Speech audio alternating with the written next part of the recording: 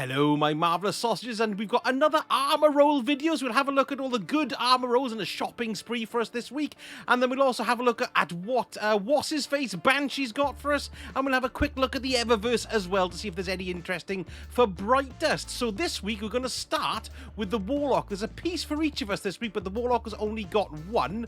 Now it's with Ada 1, so let's go and have a look and see what she's got for us. Alright, love, nice porcelain.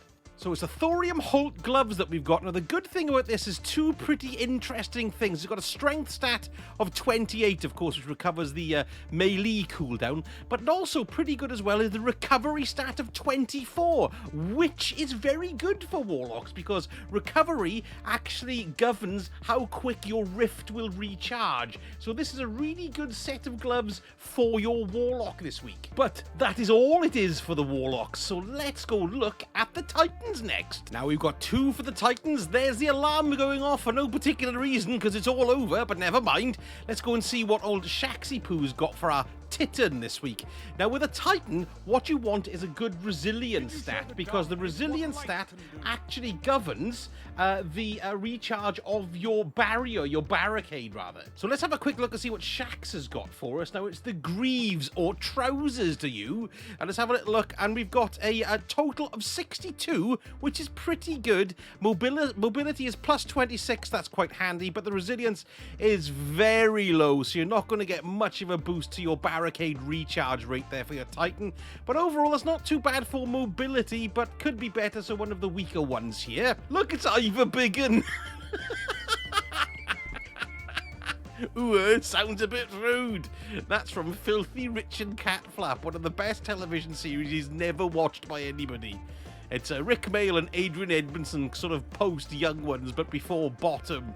It's written by Ben Elton as well. It's well worth it because I think it's absolutely hilarious. But of course, if you don't like them, you won't like it, so I can't convince you. But nevertheless, I recommend you watch it. They go on this quiz show called Ooh, Sounds a Bit Rude, and the host is Ivor Biggin, which is why I laughed. Going the wrong way, we need to go and see Gambit, and we need to see old Shaxy Poos. No, we don't. We need to go and see old Drifty Poos. My God, that gin has gone to my head. So, from old Drifty Poos, it's the gauntlets this week, which are of interest. Now, the overall stat ain't that great, but we've got a plus 26 in recovery. Now, if this were for warlocks, of course, this would be marvellous, because we'd have a nice fast rift cooldown, but it isn't. But then again, recovery is all well and good, makes your shields get back a bit quicker, and your recovery as well of your health. But the rest of it, again, resilience, quite frankly, is dump. So, you know, not so good, really, for the Titans this week. Right then, let's go and see what the hunters have got. How you living, brother?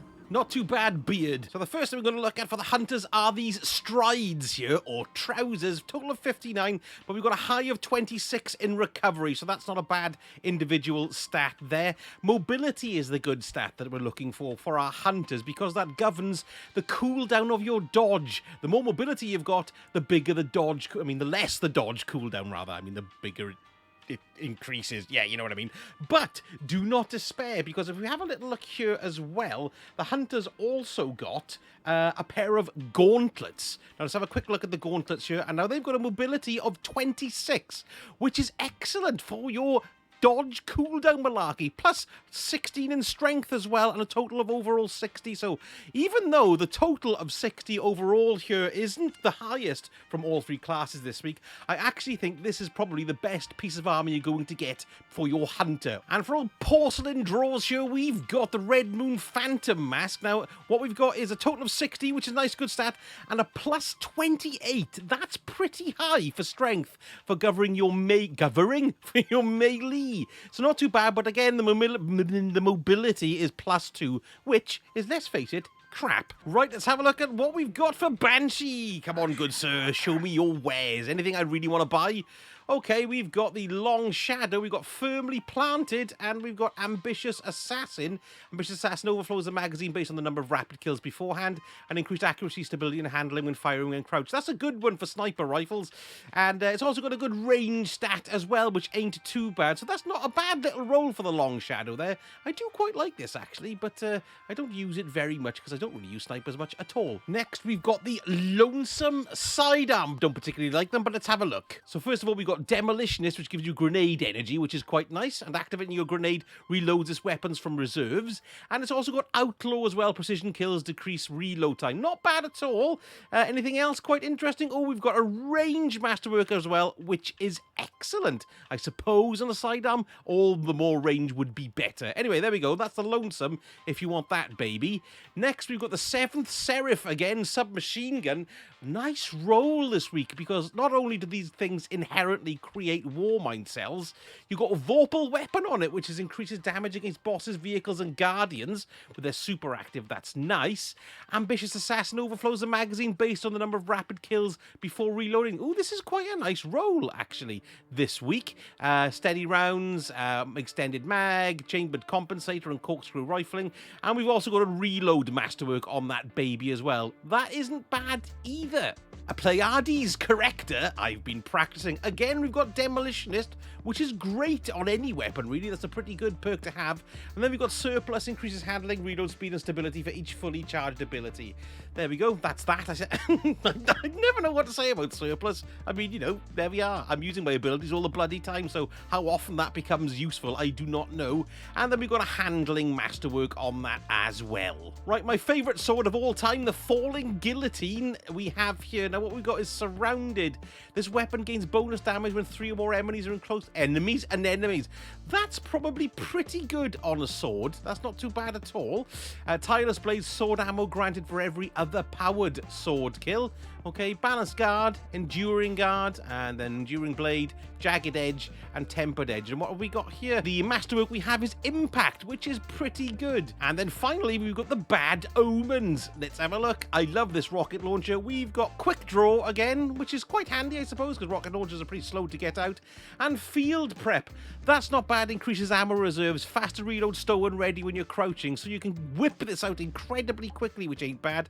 And we've got a Blast Radius masterwork on it as well. Mods wise, we've got Free Hand Grip, and we've got the Rampage spec. Very good. Get that if you haven't got it, although I'm sure you all have. Right, let's check out Eververse. So we've got the Jackarina. Now, I don't have that. It's a shader. Oh my god, that's nice. Ooh, doesn't that make... Yes, we'll have that. Thanks very much. Needy Skint again. Okay, we've got the Transmat effect. That's actually not too bad. Not too bad. I would have that, maybe. Comos Light Beam. Dun, dun, dun, dun. That's strange. It looks like it's got... It looks like a Cadillac with headlights on it. I quite like that. That's not too bad. For the Ghost, you've got the Cosmos Shell. Oh, that's, you know, it's a Ghost Shell. It's quite pretty. They've got bull bars on it to stop it knocking people over. Of course, we have all our normal boons there. Let's go and have a look at what extra we've got for brightness. What's this one? Threatening Stance. Oh, that is very nice. Bugger. How am I going to get that? That's a good one. If you haven't got that one, I'd recommend you get it. What have we got? Ghost Aoki Far's Shell. It's bloody huge. It looks like a little drone, doesn't it? There we are. That's quite cool. Ship-wise, we've got the Flying Fortress. I've already got this one. It's massive. Look at it. Yes, my Titan uses that one quite a bit, I think. What we've got, the Couturier Mask, a Hunter Universal Ornament, of course, because I am a hunter there. So, yeah, that's very nice. Now, apparently, according to some people on Reddit, this helmet makes every hunter cloak hoodless. There we are. That's a nice little tip for you if you're particularly dressy and want to show your head off. No signal.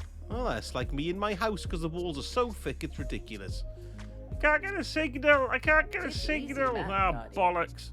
That's quite a good one, actually. Rather entertaining. Okay, this is for the Traveler's Chosen, which I never use. It's quite pretty, though. Yeah, it's not bad. Not so bad at all. The conscripted one there. And we've also got another projection, Atheon. There we go. With his one eye, or her one eye. I have no idea. You're not getting rid of my fedora. You'll never get rid of it. Shattered Shrieker, Transmat. There we go. Okay, Guiding Light. Yes, we all know this stuff. Corrupted Ether. Yes, we've all got that too. Okay, Laguna Cruiser. No, I've actually got this one, so let's have a quick look at it, just in case you haven't. Well, it's quite pastel-y and bland, isn't it? Yes, but you never know. It might interact quite well with different bits and bobs. I always pick up shaders if I haven't got them. Like this one here, Biolume. Ooh, that's quite a nice shiny green there. Now, this is my last 300 brightdust. I'm buying it. Bloody hell. There we go. Now, this one rings a bell. Flavado Core. It's green and yellow. Well, if you like green and yellow, that's definitely the one for you. It goes quite well on the weapon there, doesn't it? And then we finally got the Metro Shift. Ah, Metro Shift. I like that because it makes your trousers very black and it's a cool dark blue as well. Doesn't that look nice? Metro Shift is a great shader. There we go. Now, did you know there are 23 hidden things around the tower for you to investigate? I was quite bloody surprised at this myself, but I've done a video on a location of all 23 of them. Look, there's one of them there now. So if you want to know where they all are, they don't give you very much, but you know, it's a completionist thing, isn't it? And there's some interesting lore behind them as well, if you want audio lore. Anyway, so if you want to see that video, here it is on the screen now. And if you enjoy my videos, a subscribe and a like would be fantastic, particularly the like, as it spreads the love and people can see my wares more freely. Thank you so much for watching, and I shall speak to you all again very soon. Sausage out.